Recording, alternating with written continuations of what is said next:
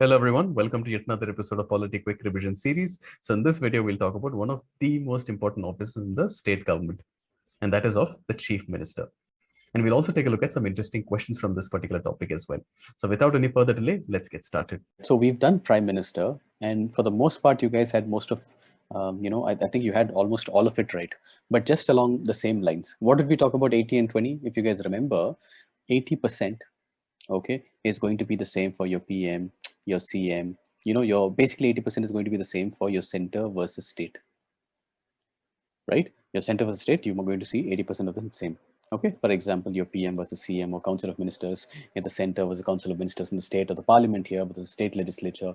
Right? If I'm talking about Lok Sabha and Rajya Sabha here, then you'll have your upper house, lower house at the state levels, right? Assembly and councils. So like that, and then 20% is different. You got to focus on those. Okay, and if you can remember these, okay, you're not going to get confused. Okay, the rest of it you can just apply your, the Prime Minister concept. Now see, there are a couple of topics that we had introduced. Okay, we had de facto and we had de jure. Right? So what does this mean? De facto. De facto. Can somebody tell me de facto was PM or was it President?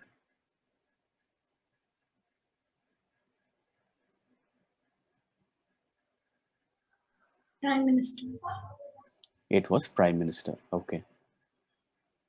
Okay, perfect. So good memory. So I'm guessing that's Aishwarya, right? Yes, sir. Okay, great. So in other words, the governor is the head of the state and the chief minister is the head of the government, right? So here, chief minister is going to be your de facto. So who would have been your de jure? The governor. The governor. Wonderful, Manvi. Okay, so just remember this. Okay, so these are all part of that 80%. So this 80% is going to go very, very quick. Okay, nothing new. See, the Constitution does not contain any specific procedure for the selection and appointment of the Chief Minister. But however, there are certain ones, okay? Article 164 says that the Chief Minister shall be appointed by the Governor, okay? What about the Council of Ministers, who would apply the same logic from your PM chapter? Who appoints the Council of Ministers? The chief President appoints the recommendation of PM. President appoints with the recommendation of PM. Is it the recommendation of PM? President's job, okay, he has to act with the aid and advice of A, PM, B, Council of Ministers, headed by the PM. Now, Haley? option B. Option B, okay. Okay, so this is your Council of Ministers headed by the PM. So see, this is a very tiny bit of detail, right? But if you had seen option A as your PM, right? Of course, okay, but the PM is the team lead. There's an entire team here, right? Kohli might take the call, right? But technically it is supposed to be the rest of the group as well. Okay, he is, but the PM is the main guy. Okay, so just keep that in mind. What you said is not incorrect, but the exact way to put this thing is Council of Ministers headed by the PM. Okay, so, okay, great. So now, this does not imply that the governor is free to appoint anyone as a chief minister. In accordance with the conventions of the parliamentary system of the government, the governor has to appoint the leader of the majority party. The leader of the majority party in the state legislative assembly. Okay, that as the chief minister. Right now, theoretical aspect, this is the theoretical aspect, but generally, you also see a trend. And if you read that in your class 12 NCRT, you will start seeing the party system changes or sort of, evolves into your alliance system, right? Coalitions. Do we see BJP versus INC in the center? Or do you see more of UPA versus or NDA versus UPA? Which one do you hear more? Okay, in case there is election day and vote counting day, if you just like follow the news or the pre-poll, the post-poll alliances, there are many of these things that keep coming out. Try to see what is the term that they generally use. It'll be these. Now, the leader of the largest party generally is going to be the head of this group, right? So let us say that if you're in Tamil Nadu, it'll be AIADMK, or versus, the other one is going to be your DMK. So I'll give you an example: AIADMK, and then you have the BJP in it. Generally, in most states, BJP will be the leading partner, but here he'll be the junior partner, and then you'll have some other parties, something MKs. Okay, so you'll have maybe like some CPI groups, something like this. So the leader of the largest party, ISKA leader, is going to be the person who the the governor is going to sort of invite and be like, hey, can you try to see? I don't see any clear majority or something like this. Why don't you try? So when no party has a clear majority in the assembly, the governor may exercise his personal discretion in the selection and appointment of the chief minister. Okay, in this situation, the governor usually appoints the leader of the largest party or coalition. I have some maybe some 20, 25 slides later. I have some pictures of your Lok Sabha, Rajya Sabha, and I'll give you some perspective, okay, about the benches, the ruling side, opposition side. Okay, so we'll take a look at this. It'll be a little clearer, okay, unless you already are quite regular, following, what is happening in the political system. Okay. Now, one more point. If you remember, how long, so let us say there is no majority yet, and you invite the person, the leader of the largest party, how long, within what time period does the person have to show, to seek a vote of confidence in the House? 1 month, sir. 1 month, excellent. If the governor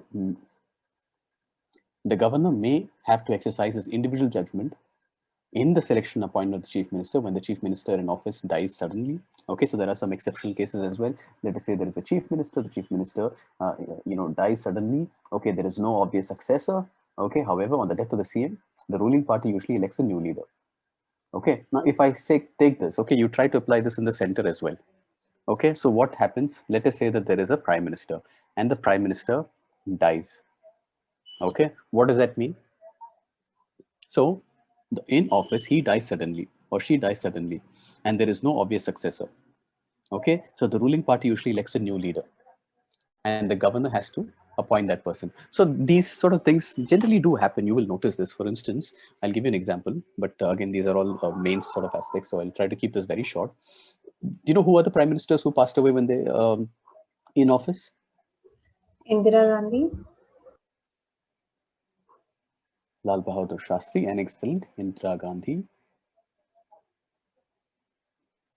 I think it's Indira. Not sure. Okay. But with Indira Gandhi, there was a very clear sort of a new leader, the son, Rajiv Gandhi. Lal Bahadur Shastri ke baad, there was almost like a fight. And this group actually splits. Indian National Congress sort of splits into two. There was a Congress O or Congress R, and there was Congress I. Something along those lines. Okay, so basically one was the syndicate, certain older leaders who thought Indira Gandhi would be like a puppet leader, but she sort of started, becoming a leader, and started taking her own decisions. So then, then you started seeing, Morarji Desai versus Indira Gandhi later on in power. So there are many different aspects. Okay, just go through every one of these lines. It'll be interesting. And if you know the past history or the political side of things, you'll be able to connect it. You will not go wrong. Okay, it makes it easier for you. Okay, the Constitution does not require that a person must prove his majority in the Legislative Assembly before he's appointed as Chief Minister. Okay, so you are appointed, and then within a period of 1 month, you have to seek a vote of confidence in the House. Okay, on the floor of the House. Okay, the governor may first appoint him as a Chief Minister. Okay, and then ask him or ask her to prove his majority or her majority in the Legislative Assembly within a reasonable period. This is what has been done in a number of cases. If you look at the last page of your Chief Minister chapter, you will see some examples. Okay, and those things are mentioned in these sort of what do you call this? Subscripts? What's the exact word for it? I'm not sure. Okay, now let us say recently there was an election in Bengal, and the Didi lost. Okay, you guys know Didi, right? Didi lost. Facts are not that useful, but just to know what is happening. So there was another person named Suvendu Adhikari, Mamata Banerjee. Now, while her party won a big time, right? But in terms of that one particular seat, Nandigram, I think it was Nandigram, right? In that particular place, Mamata Banerjee lost to Subhendu Adhikari, who was her number 2 for a long time. Okay, and this happened. So does that mean she is not the West Bengal CM? No, she is the West Bengal CM.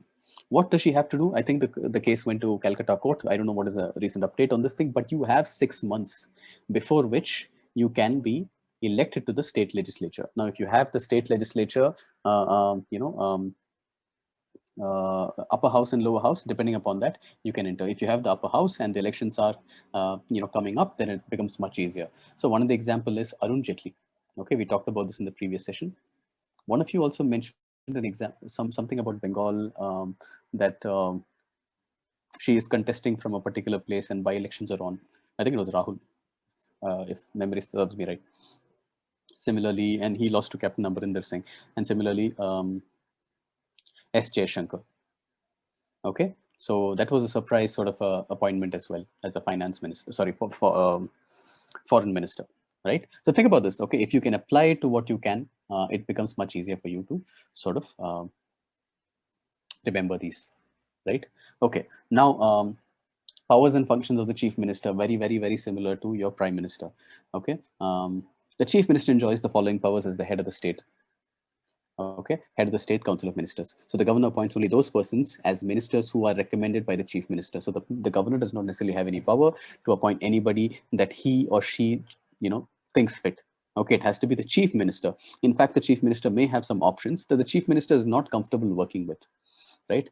Are you guys aware of the spat between Amarinder Singh and who does he have a spat with currently? Navjot Singh Sidhu. Okay, great. Somebody's following Punjab politics. Good. Well, it's been on for quite some time, right? Now, Sidhu has been appointed. He's been sort of promoted to the head of this one. Similarly, you will see many of these issues cropping up previously as well. So, if you have followed Madhya Pradesh, right, there were 3 sort of big heads. One is your Digvijay Singh, Kamal Nath, and Jyotiraditya Scindia. Right, and similarly, and so Jyotiraditya has gone away, has come to BJP, right? So it will be there. So it has to be the chief minister, okay, being comfortable with that particular person. It could be that Sidhu would recommend, hey, these are 5 of my men or women, okay, so they also require, so there's always like a give and take. So he allocates and reshuffles the portfolios amongst the ministers, not the governor. Okay, it's the chief minister's role. He can ask a minister to resign or advise the governor to dismiss him in case of a difference of opinion. So let us say that I'm the chief minister and I'm not comfortable working with any of you. Okay, it's just not seeing, we're just not able to work, together. Or, I'm just not seeing eye to eye with you. What do? Okay, you could probably ask him to resign, okay, or advise the governor to officially dismiss him. Okay, and he presides over the meetings of the Council of Ministers, guides, directs, controls, coordinates the activities of all the ministers, right? Look at point number F. He can bring about the collapse of the Council of Ministers by resigning from office. So the Council of Ministers are there. Okay, since the Chief Minister is the head of the Council of Ministers, his resignation or death automatically dissolves the Council of Ministers.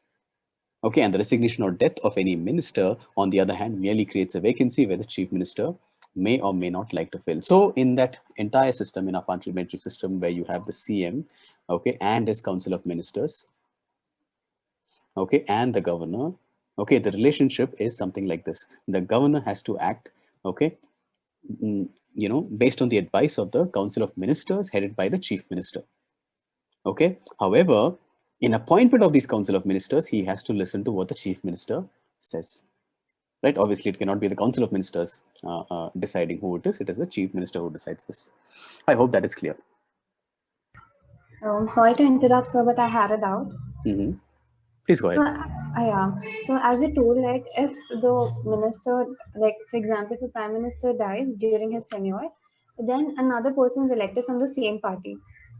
But during that, if a person like the prime minister dies, then his ministry also comes to collapse. So now again, the new ministers have been allocated different positions, or the same ministers are going to work on. It's a very good question. See, let us say that it is not it's not the son, daughter, anything of that sort. Okay, let's just say make it like the person who was there in office is A. And are we talking about death? Are we talking about death? Yes, sir. Okay, we talk about A's death and B comes in. Okay, A's Council of Ministers are not going to rule the roost anymore.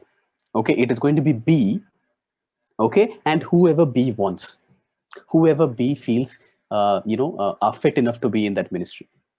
Okay, whoever B feels comfortable working with. So B has to come in and he will choose or she will choose the council of ministers that he is or she is going to work with, and they will be, working together, right? So that is generally what happens. Okay, and this is again, under the expectation that we have a 5-year sort of a tenure, and we have a certain amount of time to actually govern. So if you have less than 2 years, what happens is there is like a lot of internal bickering, and possibly it could even be that this party split, or sometimes horse trading, or worst case scenario, if the time is even less than that, they may go for another election. But assuming that nothing of that sort, okay, no exception like that, it is going to be the B comes in and the B will have his own chief minister, council of ministers. Okay, does that make sense? Now that does not mean the entire set is going to be different. Okay, if it sort of makes sense, then we continue with the ones who are working. Great, let's go ahead. Okay, but at the same time, let us say that there is a small little reshuffle, okay, of the portfolio. Even that could be there.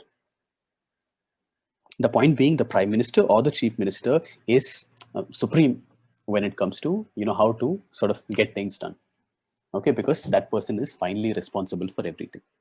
It's a collective responsibility, of course, but at the same time, the prime minister, in order to get the work done through the council of ministers, has a lot of leeway in sort of ensuring who can do the job under in his or her opinion will be appointed in that particular role. Okay, sir. Thank you. Now, for example, now B has assumed the position of the prime minister. Now he's going to work for the remaining term or another new 5 years. No. It will be the remaining term. Okay, so this wasn't a full-fledged election. This was not a. This was not the actual election then. No. This is like let's say the members of parliament are already there, or if we are talking about the state, we'll have the members of the legislative assembly. Okay. Now let us say that they have 100, maybe like the number of seats is like around 150, and let's say 100 of them have been elected. Okay, from this particular party or coalition, whatever it is. One person dies. We have 99. Amongst the 99, we are choosing a different chief minister. Okay, and within that 99, let's say we are going to choose another how many ever we want. Okay, maybe let's say another 13, 14 ministers. Okay, now those 13, 14 ministers could be the ones who worked with the older guy who passed away or the older lady who passed away, or it could be some new faces as well. It is not going back to the electorate. It is not going back to the people and having that election.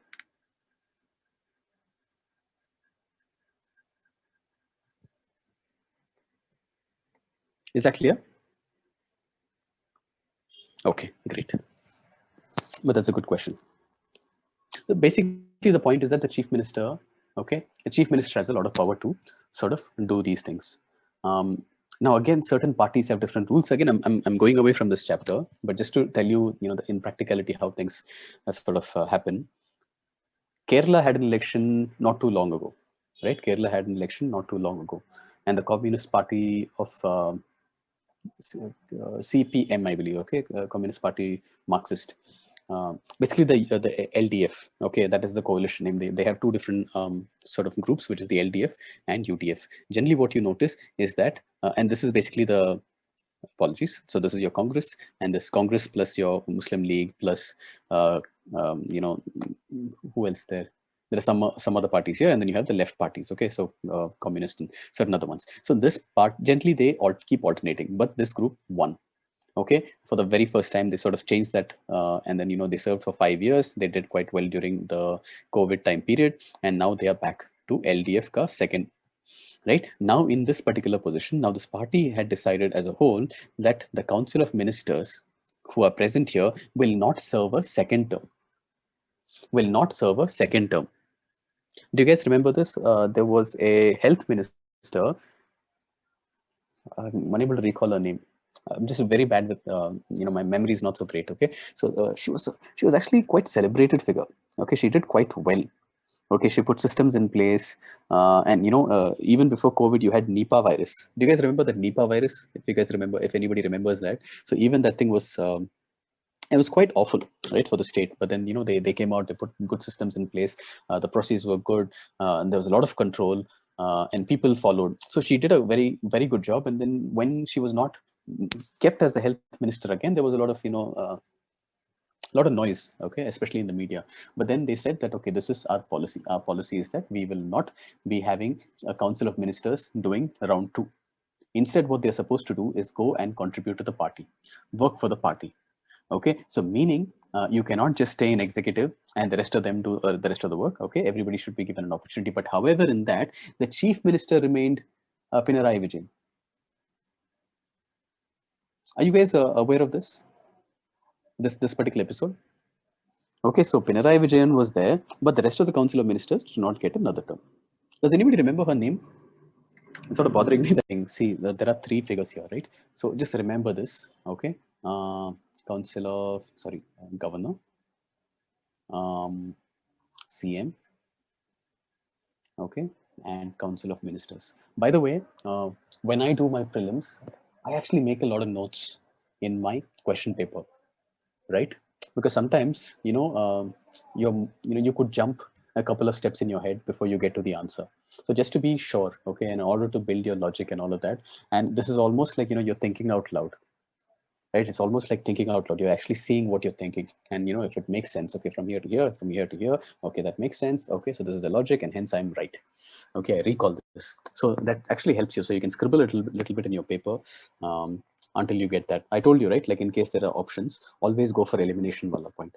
Okay, so you eliminate and okay, this is definitely not the answer. Then I'll go back here, 1 and 4. Okay, this has a 4, this has a 4, this has a 4. Only this is possible. Or these and this is possible. I don't even have to look at point number 3. Basically, it is 1 and 3, or let's say 3 or 2 and 3.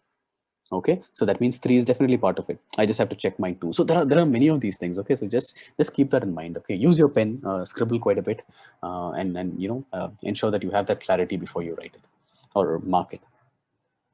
He's a principal channel of communication between the governor and the council of ministers. Is that clear? The governor, chief minister, council of ministers. Let's say there is a finance minister taking a particular call. The governor wants to know what is going on. Okay, he's probably not going to call up the finance minister, but there is a this important liaison, right? So to communicate to the governor of the state all the decisions of the council of ministers relating to the administration of the affairs of the states, proposals for legislation, to furnish such information relating to the administration of the affairs of the state and proposals for legislation, okay, whatever that he may want to call for. And if the governor so requires to submit for the consideration of the council of ministers any matter on which the decision has to be taken by a minister or has been taken by a minister, but which has not been considered by the council. Okay, the point being here, this is the opposite direction. Okay, this is the opposite direction. Let's say a minister has taken a call, okay, and the president decides that, hey, maybe it's just a minister's call. The council of ministers should take a look at it. Hey, council of ministers, why don't you guys take a look at this thing and tell me if this is fine? And then you come back to me. If it is done, okay, if they are okay with it, then again, he has to go ahead with this, but at least he got one person's sort of idea to be cross-checked, verified, and approved by the council of ministers, at least to ensure that you have some sort of a consensus here. Okay, so there are some options that the governor does have. Okay, let's say that there is some basically nothing should be done in haste. Okay, and if you want to sort of recalibrate your position, okay, or to reconsider your position, these are the kind of opportunities you have.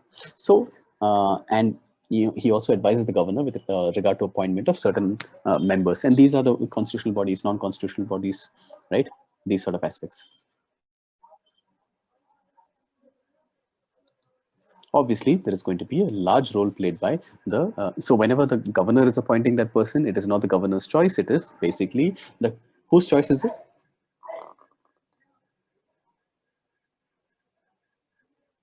In these sort of appointments? Chief Minister. It is the chief minister, right? It is so again, it differs from body to body. Okay, so we'll keep it as that. Okay, so it depends on body to body. Okay, now again, so we'll come to the state legislature. The chief minister is going to advise the governor with regard to the summoning and proroguing of the sessions of the state legislature. Okay, remember there are a couple of terms that we are just seeing. What does summoning mean and what does proroguing mean? Okay, we will see this today. Okay, he can recommend the dissolution. Okay, third term. He announces the policies on the floor of the house.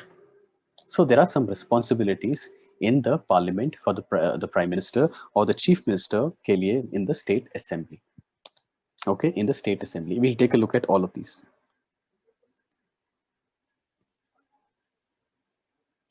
In fact, there are tables given in your book about what exactly is dissolution. How is that different from, let's say, adjournment? Okay, things like that.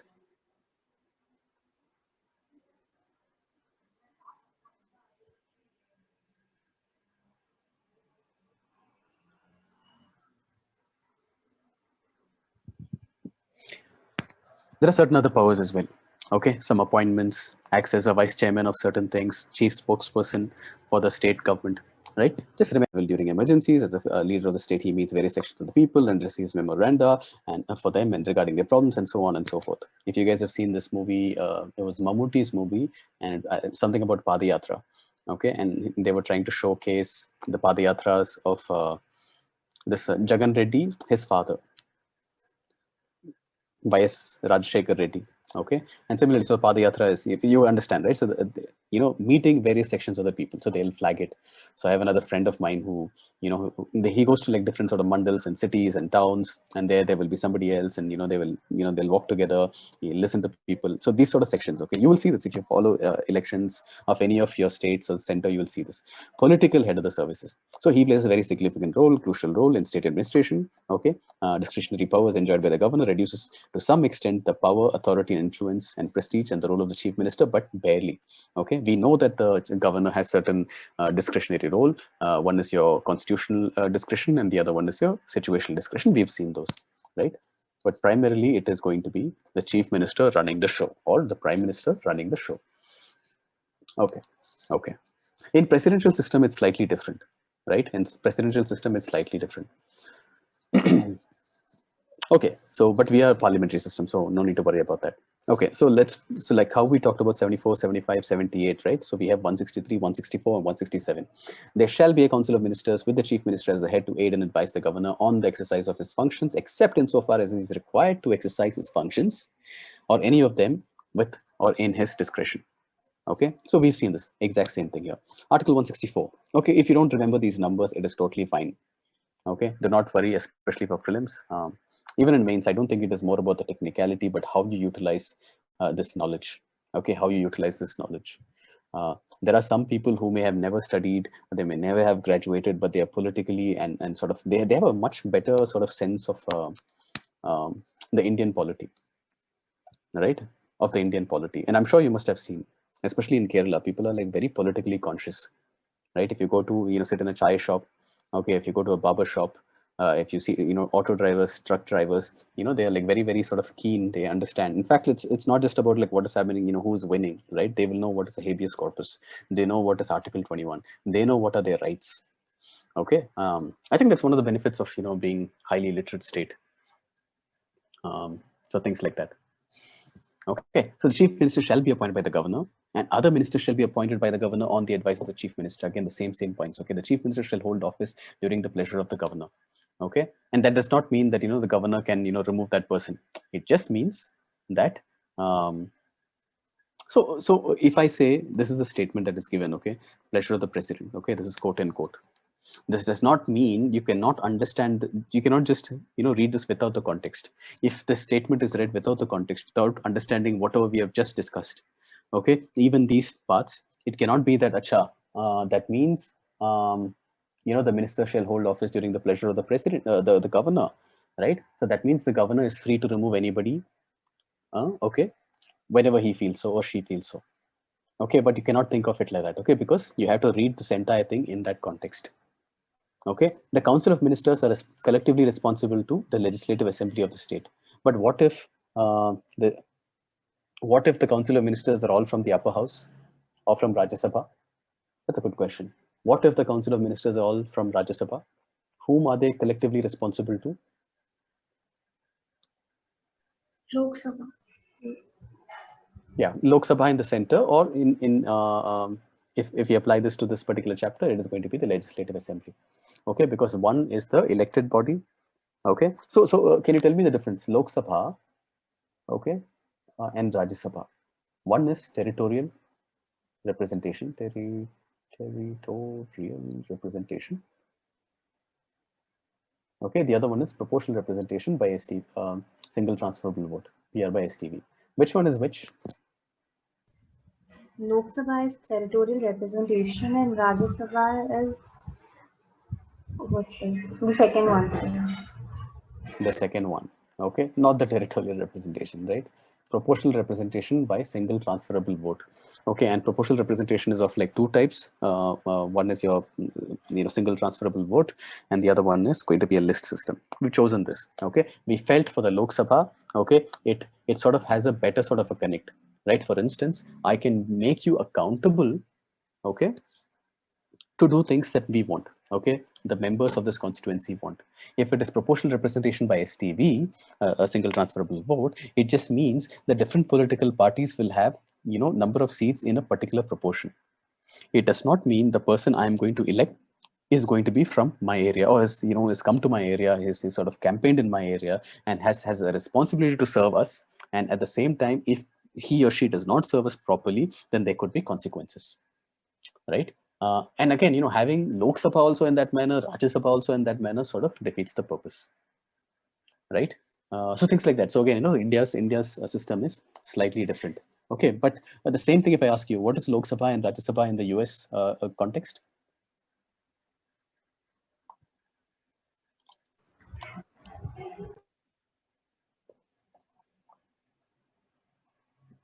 Which one is the upper house and which one is the lower house? Senate is upper house. Okay, wonderful. House of Common or House of People.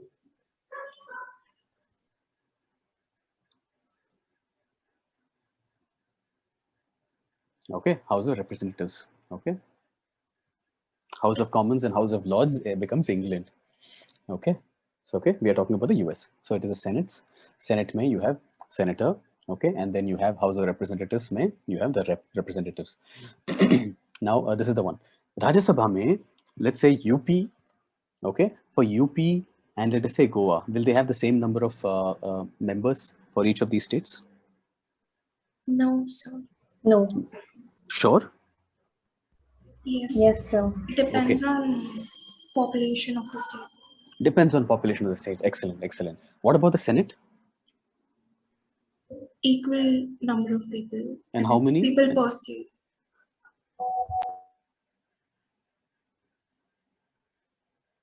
20, how much? 2 people per state. Perfect. Yeah, it's only 2 persons per state. Whether you're from Alaska, the smallest state, North Dakota, whether you're from California, New York, and Texas, which are the larger states, right? Try to answer. Consider the following statements regarding the chief minister of the state. He is appointed by the governor of the state. He and his council of ministers are collectively responsible to the governor. He must communicate to the governor all the decisions of the council of ministers regarding or relating to administration of the state and the proposals for legislation. If the governor of the state so requires, the chief minister shall submit for the consideration of the council of ministers any matter on which a decision has been taken by a minister, but which has not been considered by the council of ministers. So shall we, I know you might have the answer already, but can we just go with the process of elimination? Can you tell me, is there anything that, in your first glance, we'll be able to eliminate? Option Option 2. Option 2. So he and his council of ministers are collectively responsible to the governor. This is what you want to sort of eliminate. Okay. So now again, I'm just going with one thing. Okay. I want to ensure that I'm not even considering the options because I'm confident that this is not part of the answer. Is there a 2? No, no, no. So A is not. So I'm already left with 33% chance. Okay. Now, again, if you cannot eliminate anything, he's appointed by the governor of the state. Is that true? Yes, that is true. Okay. He must communicate to the governor all the decisions of the council of ministers relating to the administration of the state and proposals for legislation. Yes or no? Yes, sir. Okay. And what about this? If a minister has taken a particular call, okay, but the governor feels it will be better if it has been reconsidered, okay, or it is considered by the entire council of ministers once again. Is that something that we've seen just now? Yes, sir. So then Option C. Option C is my answer. Okay, so try to sort of use this process of elimination method. Okay, process of elimination can help you quite a bit. Okay, basically it puts a system in place for you, right? There's a particular process that you want to do. My thing is, how many can I eliminate? That is all. My entire prelims is about eliminate, eliminate, eliminate, eliminate, see what you're left with, okay, and then choose, right? Now again, it also depends on your risk appetite. See, a lot of people do one thing. They, regardless of what the paper is, some attempt 100. Okay, some of them, somewhere 90 plus, 95 plus, right? Some of them are 85 plus. Now, these numbers because you've taken some mock tests. You've tried to solve some previous year questions. Okay, where do you stand? Now, for a person who has, let's say, 100, okay, 100 is not bad. Okay, nobody is not going to know more than 50 questions. To be honest, nobody knows more than 50 questions. But they'll still, if you go for 100, if you can get 70 right, okay, the score is approximately around 120, 119, something like this. Just you can cross-check this. Okay, I don't remember the exact numbers. If that's the case, so that means you can get 30 wrongs and still clear this exam. Now, so this kind of a person has a sort of, it really depends on your personality, right? This is a person who has a lot of risk appetite. Okay, go big or go home. Have you heard this, right? Things like that. Or some, for instance, I don't have this kind of a personality, right? I'm sort of a little reserved when it comes to that. So what I generally focus on, and this is based on my strength, I have a better strike rate. If I have a better strike rate, I generally try to stick with what I know well. Okay, so somewhere in the 70s. It's not 70s. I don't even count during the test. Okay, there are questions that I know I can. There are questions I know that I can't. Okay, but if I do, so because I've done this like a few times, I'm very confident that if these are the questions, and if I know what are the questions that I should and what are the questions that I should leave. And if I do that, execute that properly without sort of, getting wavered in the exam hall or start thinking about extraneous factors, what is the difficulty level, is an easy paper, what will be the cutoff, how many should I attempt? If I don't focus on any of these things, right, and, get a decent strike rate, I will be through. Okay, now again, for you, you are not going to have the same sort of a strike rate that I do, right?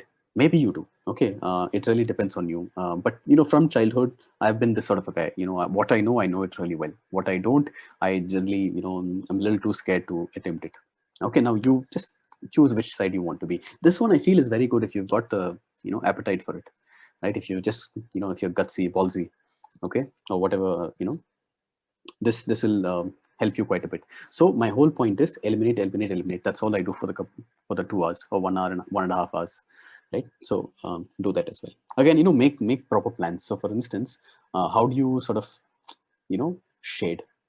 If you leave this to the very end, it becomes a problem. Okay, and I have faced this, right? If you leave this to the very end, it becomes a problem. A few options that I could give you. Again, you have to choose what works best for you, right? You guys are not kids that we tell you aise karo, waise karo, right? Or do this, do that, right? It is about you choosing what really works for you. One thing that you could possibly do is, like, after every page, you can probably start marking. Okay, some of them might even do it like after every question. I generally mark it very quick. Okay, because I don't want to revisit. So what happens is, I've solved this question. Let's talk about this example. I solved this particular question. Okay, I have my answer as C. When I come to mark it later, what I do invariably, okay, maybe it is me, my personality or something, okay, with very little risk appetite, right? So what I do is, I again go through this question. Is it 100% C again? Okay, now I'm actually killing more time than what I should. Okay, now that is going to cost me another 15 seconds. Now all of those things matter. So what I'm done is, if it is C, okay, go ahead, lock kar diya jaye. Okay, and once it's locked, okay, now I'm relieved. Okay, right or wrong, I'm not going to take a look at it until I'm outside the exam hall. Possibly even after that, I don't look at it. Okay, I don't want to worry about this.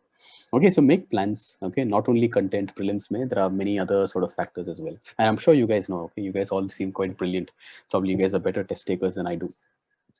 Okay, I wouldn't say I'm brilliant. Okay, but I'm more of this sort of a guy. Hard work. Okay, to put a system, consistent. Okay, doing this thing, I can make my way. Okay, all right. So let's take a look at this process of elimination. Consider the following powers and functions: appointing ministers and allocating portfolios to them, presiding over the meetings of the cabinet, resolving conflicts between ministers, communicating with the governor. The powers and functions of the chief minister of a state include which of these? Option D. D, sir. Option A. One second. Eyes. Who said A? Aishwarya. Aishwarya said A. The rest of you said D. Okay, so essentially, I'm trying to decode how she got a different answer. She went with A because that means she has gone for the process of elimination and eliminated this. And why so is that it is about appointing ministers. Who appoints ministers, guys? Governor. Governor. Governor appoints. So what is the role of the chief minister? The chief minister recommends persons who can be appointed as ministers, okay, by the governor.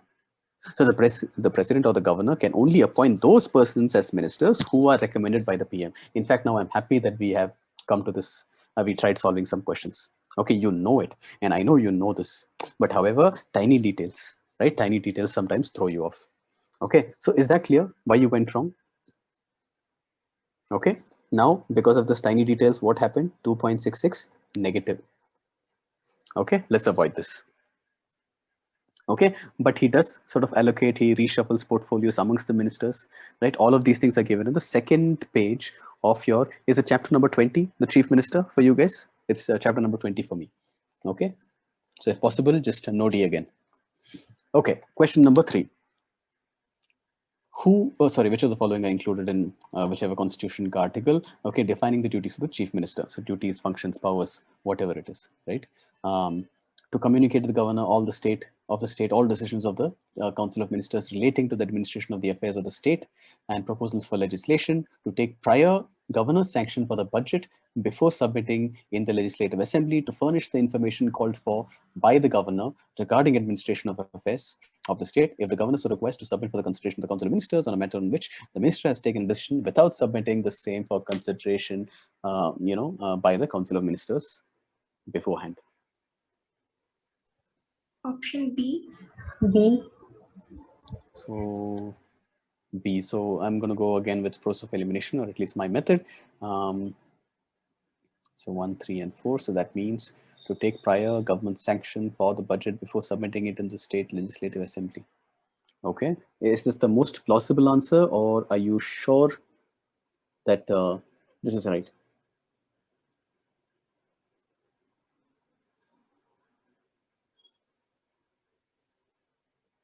What is the budget called in our constitution? Annual financial statement. So annual financial statement. Okay, Mansi, wonderful. Okay, Article 112. Okay, Article 112.